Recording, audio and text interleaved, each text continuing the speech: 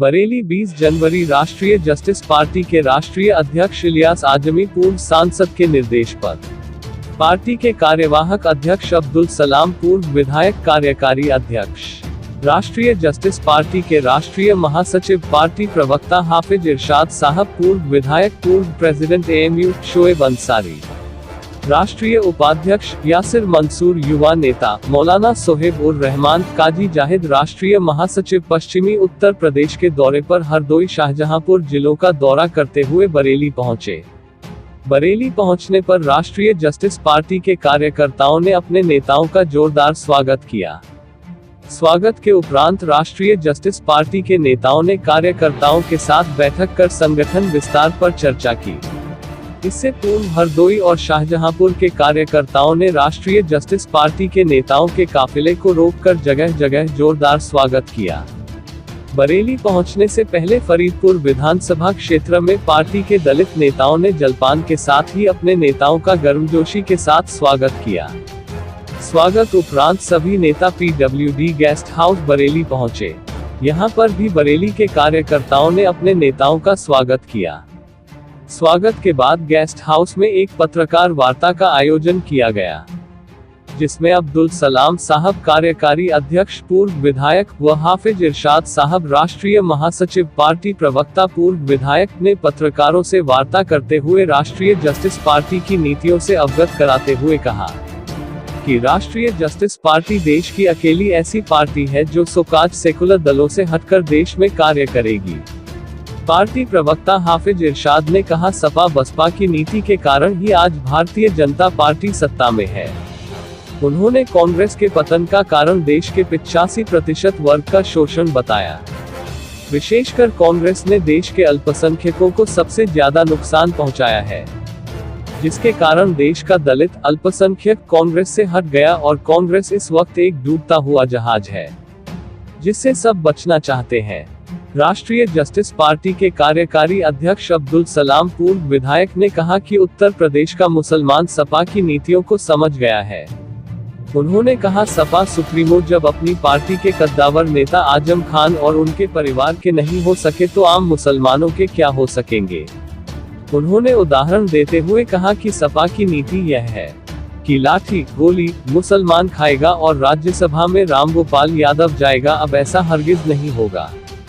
अब देश का दलित मायावती से हताश और निराश होकर और मुस्लिम समाज सपा से हताश और निराश होकर जब कोई फैसला नहीं ले पा रहा था, ऐसे में हमारे नेता पार्टी के राष्ट्रीय अध्यक्ष इलियास आजमी पूर्व सांसद ने उत्तर प्रदेश में अल्पसंख्यकों, दलितों, पिछड़ों, अति पिछड़ों और सत्ता से शोषित वर्ग के लिए राष्ट्रीय जस्टिस पार्टी का गठन करके उनकी आबादी के अनुपात से उनकी सत्ता में भागीदारी सुनिश्चित करने का कदम उठाया है, जिसका नतीजा है कि आज बड़ी संख्या में दूसरी पार्टियां छोड़कर लोग राष्ट्रीय जस्टिस पार्टी से जुड़ रहे हैं। बरेली से रफी मंसूरी की रिपोर्ट। साहब ये बताइए, आज जो आप लोग यहाँ बरेली आए हैं, ये किस मकसद से, क्या पर्पस है आपका? असल में हम लोगों ने एक नई पार्टी तश्कील दिया है। ख्यालात और आइडियालॉजी बहुत पुरानी है, लेकिन इस आइडियालॉजी पर और इन ख्यालात पर कोई काम पॉलिटिकल यहाँ हो नहीं रहा था। तो राष्ट्रीय जस्टिस पार्टी के नाम से एक नई पार्टी की तश्कील की गई है, जिसके कौमी सदर जनाब इलियास आज़मी साहब साबिक़ MP हैं और working president, national working president जनाब अब्दुल सलाम साहब हमारे बगल में बैठे हुए हैं, साबिक़ MLA आज़मगढ़। इसका मकसद, राष्ट्रीय जस्टिस पार्टी का मकसद है कि ये हिंदुस्तान की सियासत में इस वक्त दो एक्सट्रीम पर सियासत जारी है। एक एक्सट्रीम भारतीय जनता पार्टी है, इंतहा पसंदी की सियासत कर रही है। दूसरी तरफ मजलिस इत्तेहादुल मुस्लिमीन की सियासत है, जो एक ही सिक्के के दो रुख हैं। बीच की एक मॉडरेट और आम लोगों की, मजलूम लोगों की, कमज़ोर तबकात की, मुसलमानों की, अक़लियतों की, इनकी आवाज़ ईमानदारी से उठाने वाला कोई नहीं है। दूसरी चीज़ कि हम लोगों ने जो भी पार्टियां यहाँ पर बनी हैं, जो काम कर रही हैं, वो या तो वर्ग विशेष की हैं, या जात विशेष की हैं, या धर्म विशेष की हैं। हम लोग बहैसियत हिंदुस्तानी, हम लोगों का ये कर्तव्य है और हम लोगों की ये सोच है कि हमको हर हिंदुस्तान का हर नागरिक जो पीड़ित है, जो शोषित है, जिसके साथ अन्याय हुआ है, उस किसी भी जात, किसी भी धर्म, किसी भी वर्ग का हो, उसके लिए हम न्याय की उसको न्याय दिलाने की लड़ाई लड़ेंगे, उसके लिए संघर्ष करेंगे। 22 का चुनाव यूपी और उत्तराखंड दोनों स्टेट में है, जी। दोनों जुड़े हुए स्टेट हैं जी जी और उत्तराखंड यूपी का ये पार्ट है। जी। क्या उत्तर प्रदेश की कितनी सीटों पर, उत्तराखंड की कितनी सीटों पर आपकी राष्ट्रीय जस्टिस पार्टी चुनाव लड़ेगी? अभी तो हमारी पार्टी को मुश्किल से 1 महीना हुआ है तश्कील हुए, और हम हवा में कोई काम नहीं करेंगे, ना हवा में बात करेंगे। अभी हमने सीटों का कोई मन नहीं बनाया कि हम कितनी सीटों पर लड़ेंगे। हम उन सीटों को देख रहे हैं, अभी अपनी पार्टी का विस्तार कर उसका संगठन खड़ा कर रहे हैं। चुनाव जहाँ जहाँ से हमको संभावनाएं नज़र आएंगी, जितनी सीटों पर, उतनी सीटों पर हम लड़ेंगे।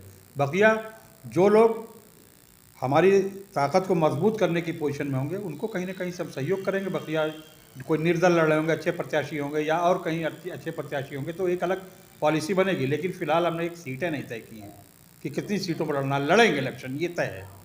इरशाद साहब, हम ये जानना चाहते हैं कि उत्तर प्रदेश की 158 ऐसी सीटें हैं जहां से एक बार मुसलमान विधायक रहा है, दोबारा वहां से नहीं जीत पाया। क्या इस पर भी कोई आपकी पार्टी की रणनीति है? नहीं, हमारी रणनीति मुसलमानों के लिए अलग से ऐसी नहीं है। जैसे 158 सीटों पर चुनाव लोग जीते हैं, अगर उन्हें 158 सीटों पर 58 सीटें ही हम जीतने की पोजीशन पे हम मुसलमान आए, और बकिया 100 सीटों पर अगर हमारे कॉपरेशन से, हमारे सपोर्ट से, हमारे टिकट से नॉन मुस्लिम जीतता है, तो हमारी आइडियोलॉजी का नुमाइंदा होगा, उसको हम लड़ाएंगे, जिताएंगे। जो रिजर्व सीटें हैं जी, वो कितनी सीटें लड़ेंगी राष्ट्रीय जस्टिस पार्टी? अभी रिजर्व सीटों पर भी हम देख रहे हैं। अभी तो हम यही काम कर रहे हैं, इसलिए आज बरेली आने का मकसद भी यही है।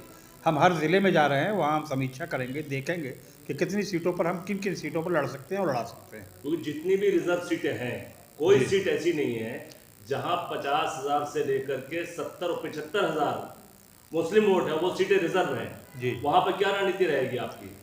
वहाँ तो रणनीति ऐसी रहेगी कि हमारा सपोर्ट का या हमारी पार्टी का, हमारे सिंबल का नुमाइंदा लड़े और उसको हम चुनाव जितवाएं।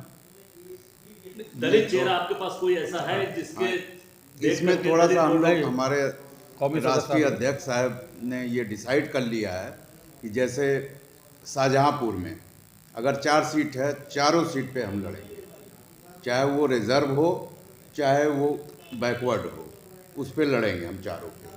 आजमगढ़ की 10 सीट है, 10 पे हम लड़ेंगे, उसमें 2 रिजर्व है, तो दोनों पर हम अपनी पार्टी लड़ाएंगे। ये हमारा डिसाइड हो चुका है।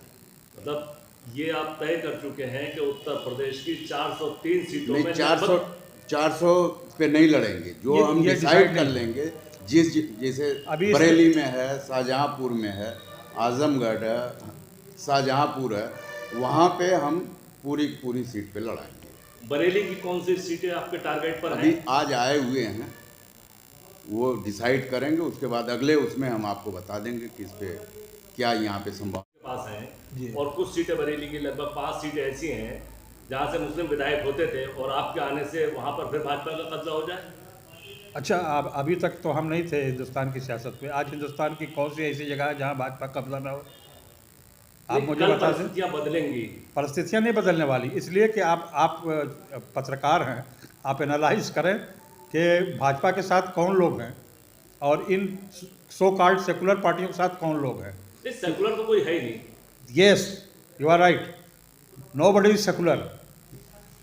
यहाँ सो कॉल्ड, मैंने कहा है सो कॉल्ड सेकुलर, तो सो कॉल्ड सेकुलर को हमसे इनसे क्या मतलब है? हारे या जीते?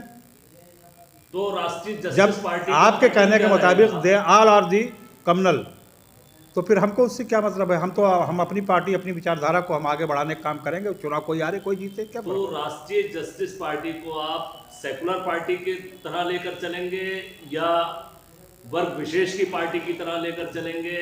आपने पहले आपसे अर्ज किया है कि ना किसी वर्ग की पार्टी है, ना किसी जात की पार्टी है, ना किसी धर्म की पार्टी है। ये पार्टी है उन तमाम भारतीय नागरिकों के जिनके साथ अन्याय हो रहा है, जिनका शोषण हुआ है, जिनको सताया गया है, जिनको इंसाफ नहीं मिला, जिनको उनका अधिकार नहीं मिला, उन तमाम लोगों की लड़ाई हम लड़ेंगे। चाहे वो ब्राह्मण हो, चाहे ठाकुर हो, चाहे बनिया हो, चाहे मुसलमान हो, जिसके साथ भी अन्याय होगा उसकी लड़ाई लड़ेंगे।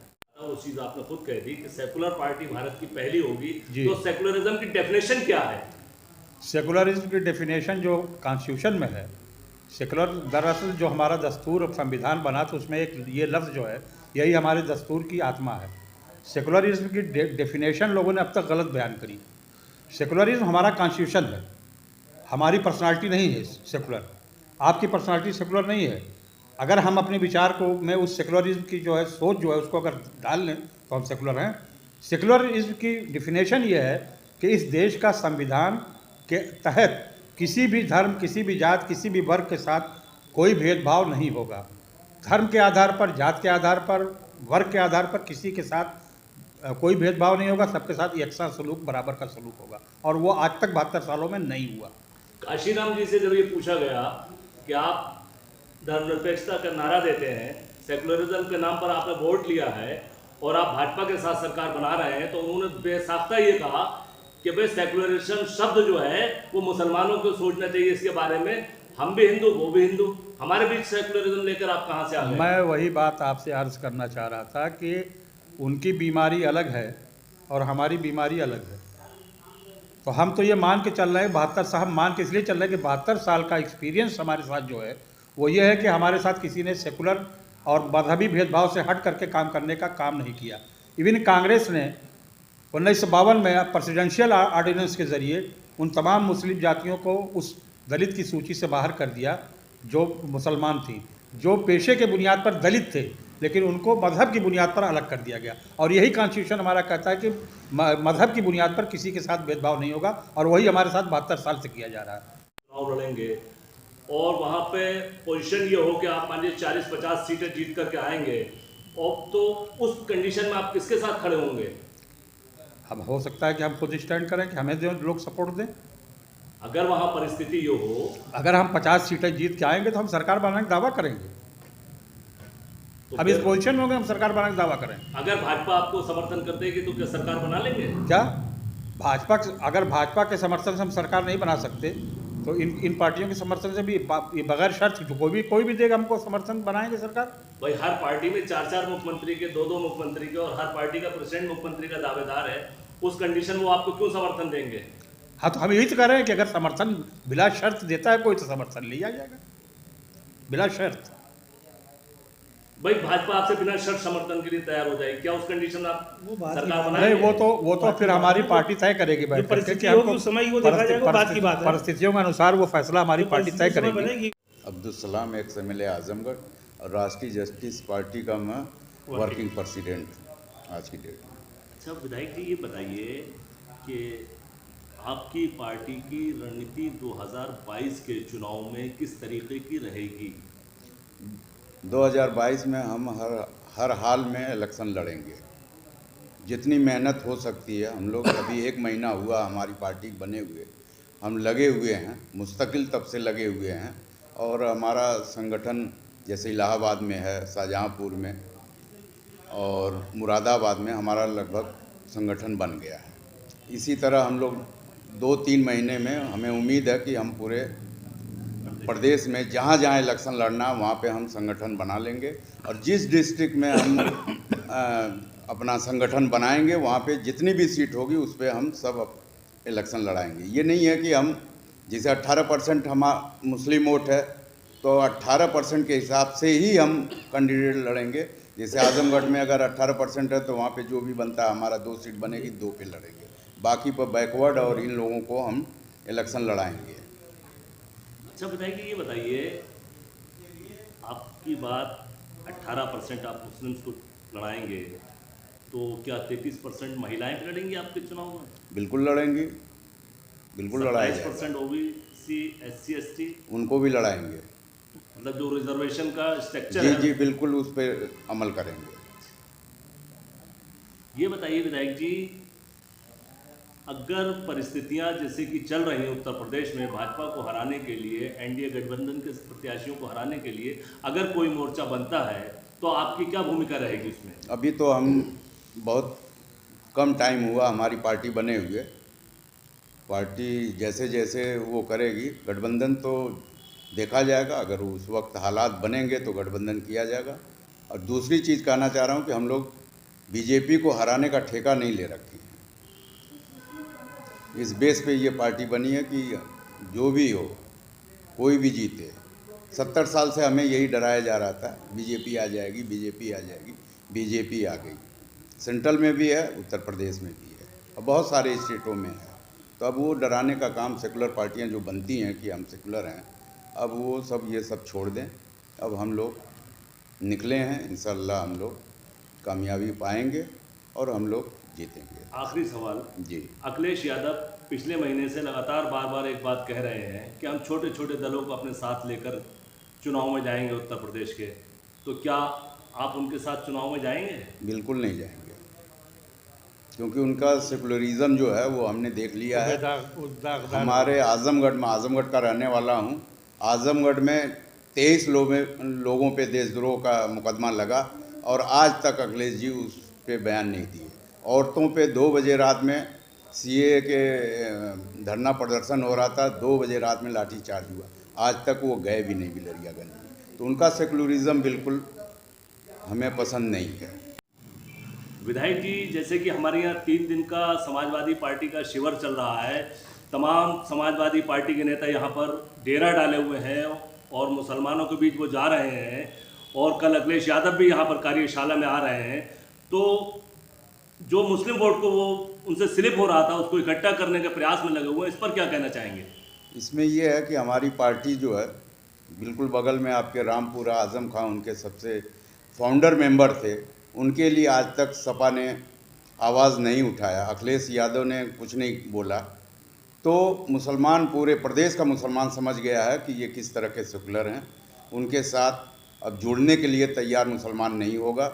और जहाँ तक मैं जानता हूँ कि अगर लाठी डंडा खाना होगा, सपा में रहते हुए मुसलमान लाठी डंडा खाएगा और राज्यसभा में जाएंगे राम गोपाल जी। ये उनकी नीति है। यादव से वो पीछा छुड़ा नहीं पा रहे हैं, मुसलमानों को कोई भला उनसे होने वाला नहीं है। विधायक जी, एक सवाल और है जी, कि आपकी पार्टी ने अभी तक कुछ किसानों के लिए किया है? बिल्कुल हम लोग गए हैं, किसानों के साथ हैं, उनके धरने में भी हम लोग गए, आंदोलन में शामिल हुए, आंदोलन में शामिल हुए हैं और उनके साथ हम लोग हमारे राष्ट्रीय अध्यक्ष जी भी उस आंदोलन में शामिल।